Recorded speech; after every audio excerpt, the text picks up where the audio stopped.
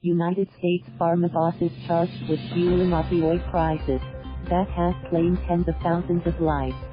It was the first time that senior or former executives have faced criminal charges in connection with distributing powerful prescription painkillers like oxycodone and fentanyl that carry a high risk of addiction and overdose.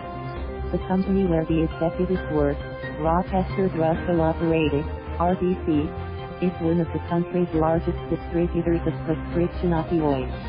It has entered into a non-prosecution agreement with the United States Attorney's Office in New York and agreed to pay $1 million fine.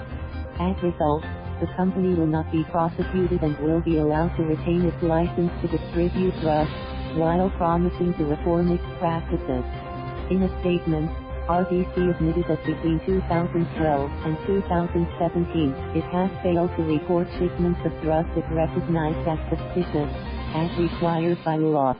This prosecution is the first of its kind, United States Attorney Jeffrey Berman said in a statement. Executives of the pharmaceutical distributor and the distributor itself have been charged with drug trafficking the same drugs that are fueling the opioid epidemic that is ravaging this country.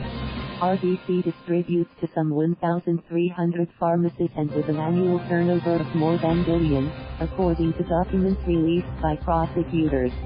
Investigators found that it has failed to report at least 2,000 suspicious orders of drugs whose distribution is overseen by the Drug Enforcement Administration, DEA.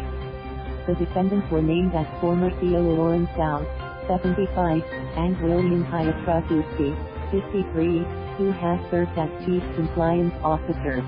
First employees, including in conversations with Dowd and Pietraszewski, described some of the company's customers as very suspicious, and even characterized particular pharmacies as a DEA investigation in the making, or like a stick of dynamite waiting for the DEA to light a fuse, the New York prosecutors said.